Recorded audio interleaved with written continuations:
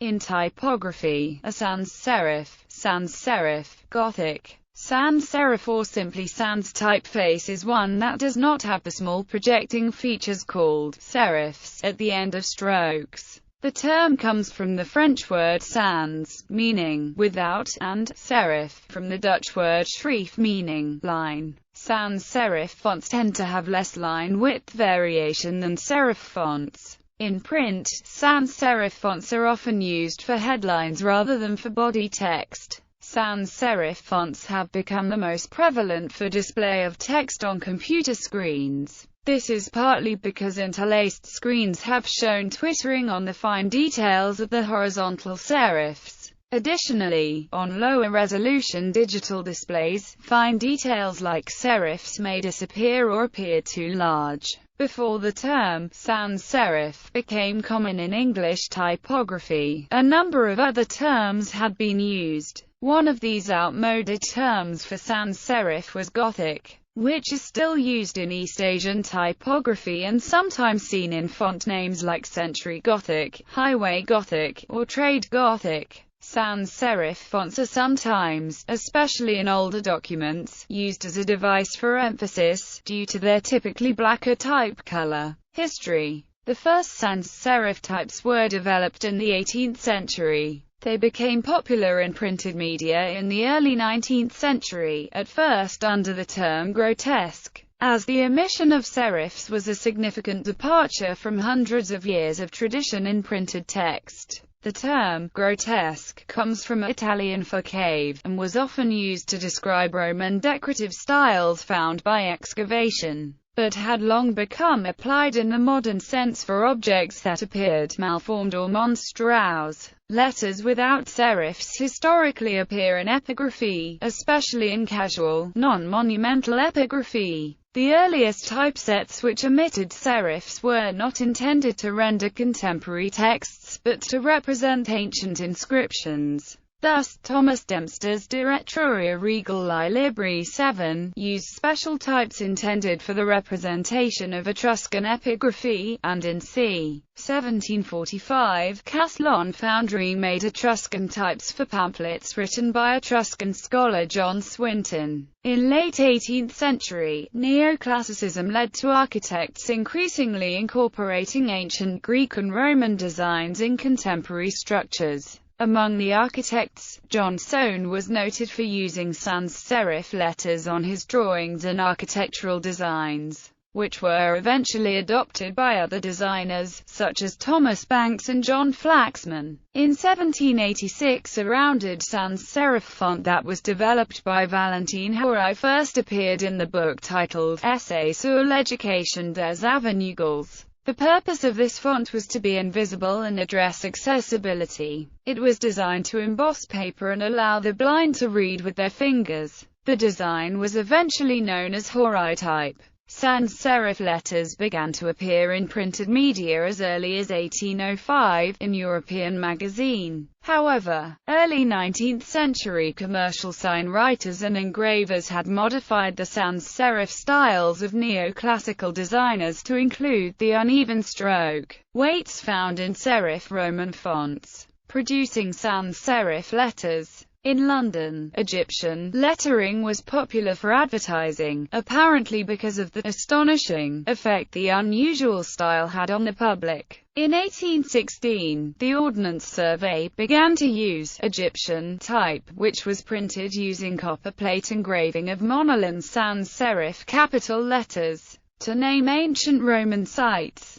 In 1816, William Caslon IV produced the first sans-serif printing type in England for Latin characters under the title 2 lines English Egyptian, where 2 lines English referred to the font's body size, which equals to about 28 points. Originally cut in 1812, sans-serifs were popular due to their clarity and legibility at distance in advertising and display use, when printed very large or very small. Much early sans-serif signage was not actually printed but hand-painted, carved-lettered, since large signs were difficult to print but could easily be painted by hand. Because sans-serif type was often used for headings and commercial printing, many early sans-serif designs did not feature lowercase letters. Simple sans-serif capitals, without use of lowercase, became very common on tombstones of the Victorian period in Britain. The first grotesque typeface complete with lowercase letters was probably cast by the Shelter and Gieske foundry as early as 1825. The term sans-serif was first employed in 1832 by Vincent Figgins. The first use of sans-serif as a running text is believed to be the short booklet Feste des Lebens und der Kunst, eine Betrachtung des Theaters als Hochsenkultursymbols by Peter Behrens, in 1900. Throughout the 19th century, sans-serif types were viewed with suspicion by printers of fine books as being fit only for advertisements, and to this day most books remain printed in serif fonts as body text. This impression would not have been helped by the standard of common sans-serif types of the period, many of which now seem somewhat lumpy and eccentrically shaped. As late as 1922, master printer Daniel Barclay Updike described sans-serif fonts as having no place in any artistically respectable composing room. By 1937 he stated that he saw no need to change this opinion in general, though he felt that Gill Sans and Futura were the best choices if sans-serifs had to be used.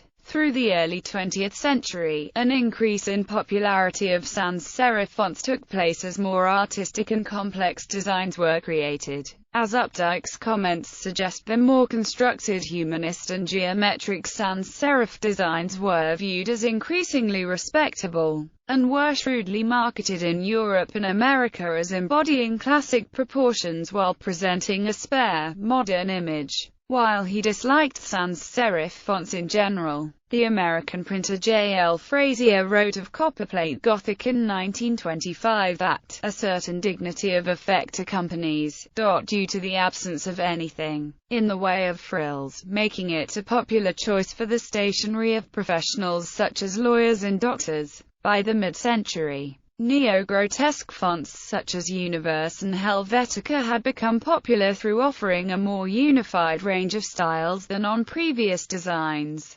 allowing a wider range of text to be set artistically through setting headings and body text in a single font. Other names for sans-serif. Early appellatives. Egyptian. The term was first used by Joseph Farrington after seeing the sans-serif inscription on John Flaxman's memorial to Isaac Hawkins Brown in 1805, though today the term is commonly used to refer to slab serif, not sans-serif. Antique. In about 1817, the Figgins foundry in London made a type with square or slab serifs which it called antique, and that name was adopted by most of the British and US type founders. An exception was the type founder of Thorn, who confused things by marketing his antique under the name of Egyptian. In France it became Egyptienne, and to worsen the confusion, the French called sans-serif type antique. Some fonts, such as Antique Olive, still carry the name Grotesque. It was originally coined by William Thorogood of Fan Street Foundry in 1832. The name came from the Italian word grotesco, meaning belonging to the cave. In Germany, the name became Grotesque. German type founders adopted the term from the nomenclature of Fan Street Foundry, which took on the meaning of cave art. Nevertheless, some explained the term was derived from the surprised response from the typographers. Doric. It was the term first used by H. W. Caslon Foundry in Chiswell Street in 1870 to describe various sans-serif fonts at a time the generic name, sans-serif, was commonly accepted. Eventually the foundry used sans-serif in 1906. At that time, Doric referred to a certain kind of stressed sans-serif types. Gothic. Not to be confused with black-letter typeface, the term was used mainly by American type founders.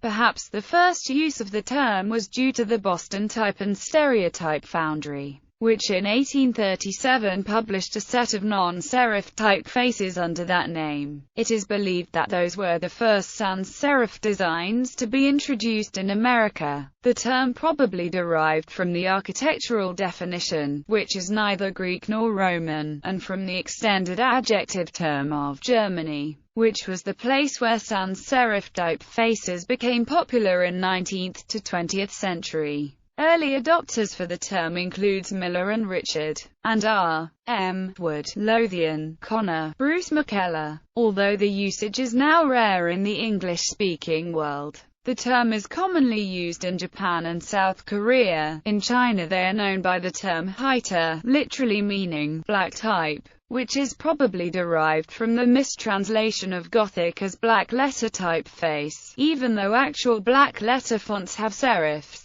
Recent appellatives lineal, or linear. The term was defined by typographic historian Maximilian Vox in the Vox-atypa classification to describe sans-serif types. Later, in British Standard's classification of typefaces, lineal replaced sans-serif as classification name. Simplices. In Jean Alessandrini's Designations Preliminaries, simplices is used to describe sans-serif on the basis that the name lineal refers to lines, whereas, in reality, all typefaces are made of lines, including those that are not lineals. Swiss. It is used as a synonym to sans-serif, as opposed to Roman. The open document format and rich text format can use it to specify the sans-serif generic font family name for a font used in a document. Presumably refers to the popularity of sans-serif, grotesque and neo-grotesque types in Switzerland. Classification. For more details on this topic, see Vox-atypa classification lineal. For the purposes of type classification, sans-serif designs are usually divided into 3 or 4 major groups, the fourth being the result of splitting the grotesque category into grotesque and neo-grotesque. Grotesque. This group features the early sans-serif designs, influenced by sans-serif fonts of the period and sign painting. These were often quite solid, bold designs suitable for headlines and advertisements. Many did not feature a lowercase or italics, since they were not needed for such uses. They were sometimes released by width, with a range of widths from extended to normal to condensed, with each style different, meaning to modernize they can look quite irregular and eccentric. Grotesque fonts have a vertical axis and limited variation of stroke width. The terminals of curves are usually horizontal, and many have a spurred G and an R with a curled leg. Capitals tend to fit within a square in the regular width. Cap height and ascender height are generally the same to create a more regular effect in texts such as titles with many capital letters. Indecenders are often short for tighter line spacing. Most avoid having a true italic in favor of a more restrained oblique or sloped design, although at least some did have true italics. Examples of grotesque fonts include Accidens Grotesque, News Gothic, Franklin Gothic and Monotype Grotesque, though some digital releases of these reduce their eccentricities in order to make them more suitable to modern tastes. Accidens Grotesque Old Face, Knockout by Heffler and Frere Jones and Monotype Grotesque are examples of digital fonts that retain the characteristics of early sans-serif types. The term realist has also been applied to these designs due to their practicality and simplicity. Neo-grotesque, as the name implies, these modern designs consist of a direct evolution of grotesque types. They are relatively straightforward in appearance with limited width variation. Unlike earlier grotesque designs, many were issued in extremely large and versatile families from the time of release, making them easier to use for body text. The story of neo-grotesque types began in the 1950s with the emergence of the International Typographic Style, or Swiss style. Its members looked at the clear lines of Accidens Grotesque as an inspiration to create rational, almost neutral typefaces. In 1957, the release of Helvetica, Universe, and Folio, the first typefaces categorized as neo-grotesque, had a strong impact internationally. Helvetica came to be the most used typeface for the following decades. Other examples include Rail Alphabet, Highway Gothic, Arial, El Centennial, MS Sans-serif, Acumen, San Francisco and Roboto.